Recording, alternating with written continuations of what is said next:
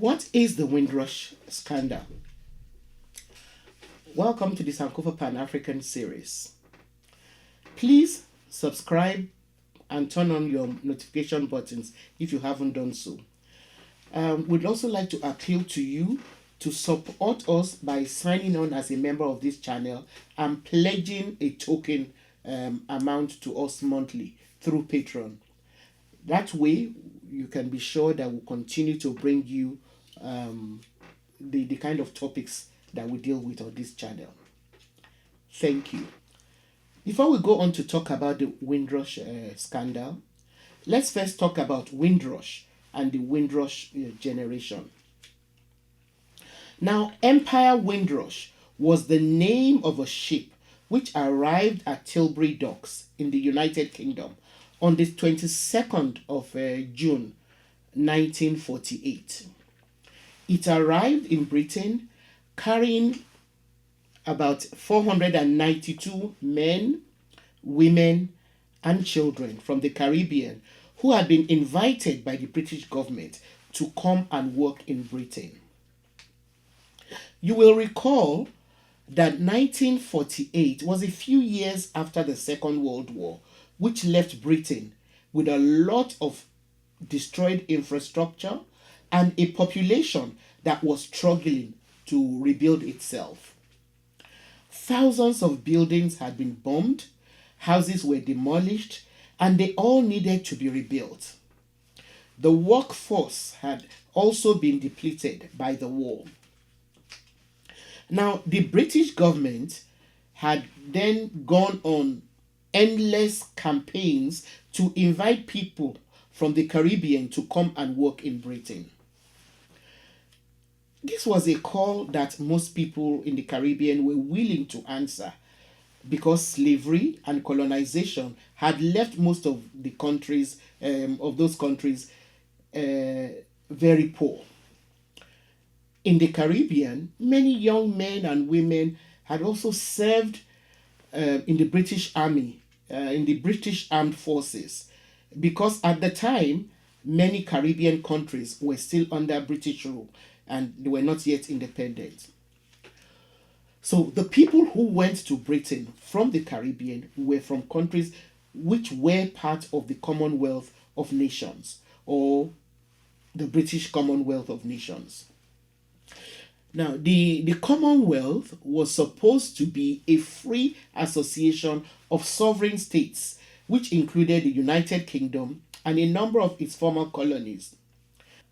Many people who went to answer the call for employment in Britain went as Commonwealth citizens who were encouraged to go there to fill positions as bus drivers, nurses, and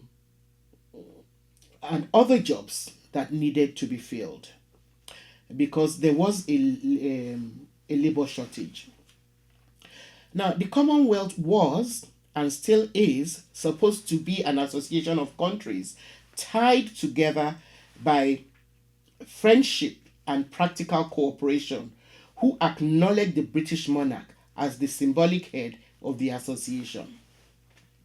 In reality, though, the Commonwealth was an evolutionary outgrowth of the British Empire. In addition to being Commonwealth citizens, the British Nationality Act of 1948 defined British nationality and created the status of citizenship of the United Kingdom and colonies, CUKC.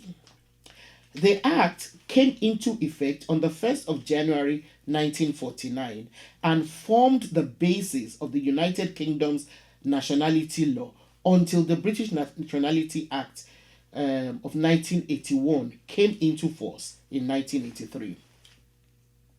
As such, many of the Windrush generation arrived in the United Kingdom as Commonwealth citizens before British nationality and immigration law made any distinction between British subjects, whether born and living in the UK or elsewhere in the empire. According to a University of Oxford estimate, hundreds of thousands of people who were born in Commonwealth countries arrived in Britain before 1971. When the people who went from the Caribbean to work in Britain arrived there, they were legally permitted to stay without time limits. Even when the Immigration Act of 1971 came into force on the 1st of January 1973, the position of Commonwealth citizens was preserved.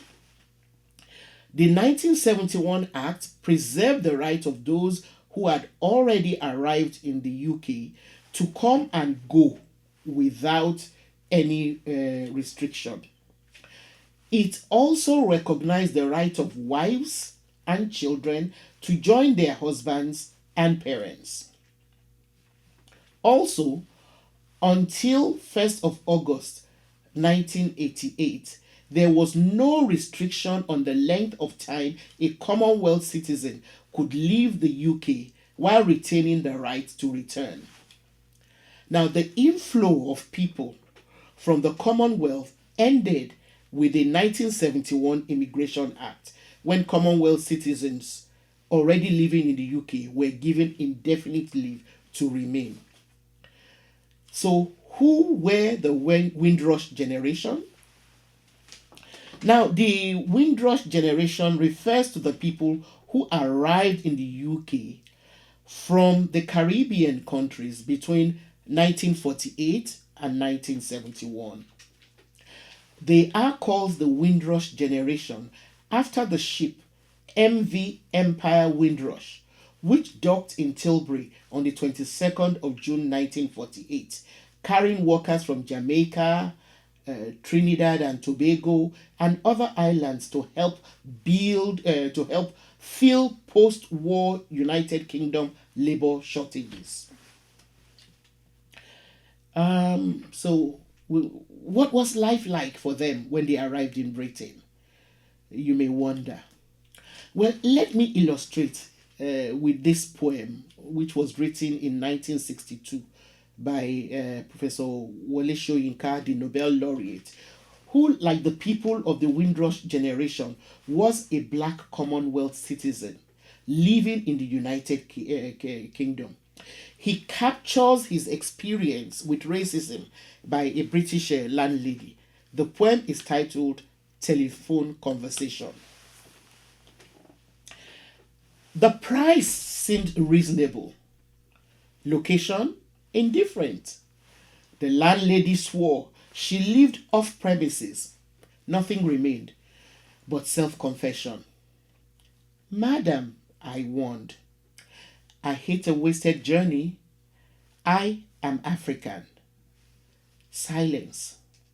Silence transmission of pressurized good breeding. Voice, when it came, lipstick coated, long gold rolled cigarette holder piped. Caught, I was foully. How dark! I had not misheard. Are you light or very dark? Button A, button B. Stench of rancid breath, of public hide and seek. Red booth, red pillar box, red double-tiered omnibus, squelching tar. It was real. Shamed by ill-mannered silence. Surrender. Surrender pushed, dumbfounded, to beg simplification. Considerate she was, varying the emphasis. Are you dark or very light? Revelation came. You mean like plain or milk chocolate? Her accent was clinical, crushing in its light impersonality. Rapidly, wavelength adjusted, I chose West African sepia. And as an afterthought, down in my passport. Silence for spectroscopic flight of fancy, till truthfulness clanged her accent, hard on the mouthpiece. What's that? Conceding, Don't know what that is? Like brunettes. That's dark, isn't it? Not altogether. Facially, I'm brunette. But madam, you should see the rest of me. Palm of my hand, soles of my feet are a peroxide blonde. Friction caused foolishly, madam, by sitting down has turned my bottom raven black. One moment, madam. Sensing her receiver rearing on the thunderclap about my ears. Madam, I pleaded, wouldn't you rather see for yourself? So, despite being encouraged to immigrate to England by the British government to help solve the labour shortage, the Windrush generation and their children were often victims of racist abuse and negative attitudes. Like the landlady illustrated in the poem that I read, landlords refused to rent houses to them. Sometimes, even when employers were ready to give jobs, racist workers refused to work side by side with black people. Their children were bullied in schools and subjected to racist teachers and an educational system that was structured to ensure that they failed. So, what was the Windrush scandal? As I said earlier, based on the British Nationality Act of 1948, everyone who was a British subject, whether they were born in the UK or a British colony, had the right to settle in the UK. This meant that the Windrush generation did not need any documents to prove their legal immigration status, and were not given any even after changes in the immigration laws were passed in the early 1970s. Working age adults and many children traveled from the Caribbean to join parents or grandparents in the UK, or traveled with their parents without their own passports. Since these people had a legal right to come to the UK, they neither needed nor were given any documents upon entry to the United Kingdom, even following changes in immigration laws in the early 1970s. Many worked or attended schools in the UK without any official documentary record of their having done so, other than the same records as any UK born citizen.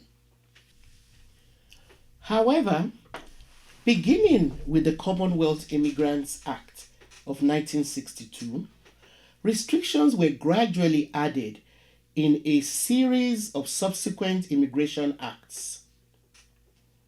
Changes were added to the law that affected the lives and relationships and family networks of people of the Windrush generation. The Windrush scandal refers to the political scandal surrounding the wrongful detention, denial of legal rights, threat of deportation, and actual deportation of several of the Windrush generation from the UK by the Home Office. Many of those who were affected had been born British subjects and had arrived in the United Kingdom before 1973. In 2012, Theresa May, who at the time was the Home Secretary under the Conservative Party, introduced the hostile environment policy. By her own admission, the aim of the policy was to create a very hostile environment for illegal immigrants in Britain. Her position was in agreement with an opinion which had been put forward by a previous Minister of Immigration under the Labour Party, Liam Bryan, in 2007. Now, the hostile environment policy is therefore a set of administrative and legislative measures that were deliberately designed to make staying in the United Kingdom difficult for people without legal status to remain. The policy aimed to force people to leave the United Kingdom, even though they called it leaving voluntarily. It is a strategy whose aim is to reduce immigrants to the United Kingdom immigration figures to the levels which the 2010 Conservative Party election manifesto had promised. By 2018, cases of wrongful detainment, deportation, and denial of benefits to majority of the Windrush generation started surfacing. The hostile environment policy has led to significant issues with the Windrush generation and other Commonwealth citizens being deported after not being able to prove their right to remain in the UK, despite being granted that right in the past. Family members born at one time or who entered Britain at a certain moment could find their legal status was fundamentally distinct from others who had moved or stayed under a different set of rules. Return to the Caribbean often meant the removal of naturalization rights that should have come with having lived in Britain and the established presence of other family members there. Now, the historical complexity of the legal status of many migrants with a Caribbean background meant that the enforcement of hostile environment policies caused chaos. One of the features of the hostile environment was that the people targeted would be forced to provide evidence which they had never been issued and which did not exist. They were being asked to demonstrate that they or their parents had lived in the United Kingdom continually since 1st of January 1973. Those who had reasons to leave the country for more than 2 years lose rights to return based on what is now defined as continuous residency. This is in spite of the fact that the Home Office failed to maintain the records of the people to whom it granted indefinite leave to remain in the 1970s, thereby making it impossible for people to prove continuous residency. In addition, many lost their jobs or homes. Some had their passports confiscated. Some were denied benefits or medical care to which they were entitled. Some long-term UK residents were refused re-entry to the UK. Measures introduced by this hostile policy included a legal requirement for landlords, employers, the NHS, charities, community interest groups, companies, and banks to carry out ID checks and to refuse services if the individuals were unable to prove legal residence in the United Kingdom. Landlords, employers, and others are made liable by this policy to fines of up to £10,000 if they fail to comply with these measures. Since 2013, people considered illegal were sometimes placed in detention centers as preparation for their deportation. Some were deported or refused right to return to the United Kingdom from abroad.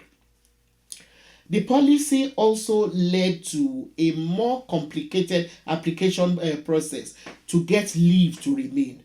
In other words, the policy condemned people, but at the same time made it difficult for them to kind of legalize their stay. So the policy led to a lot of complicated application process to get leave to remain, and it also it was more intent on encouraging voluntary deportation. Around the time that the policy was introduced, there was also a sharp increase in home office fees for processing leave to remain, or naturalization, and registration of citizenship applications. As a matter of fact, according to the BBC, the Home Office made a profit of more than £800 million from nationality service between 2011 and 2017. So it was also a money making thing for the British government. The policy has been said to be one of the harshest immigration policies in the history of the United Kingdom, and has been widely criticized as inhumane, ineffective, and unlawful.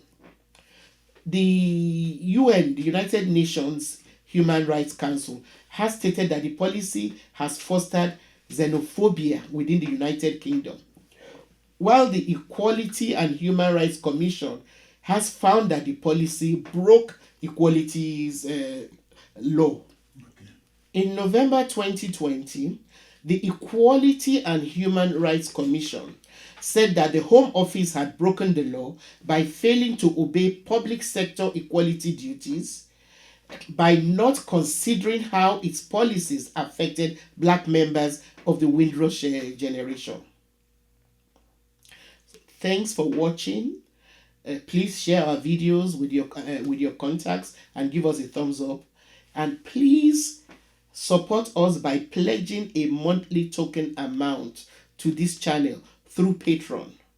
No amount you pledge is too small, and your pledge will ensure that we are able to continue bringing you this channel.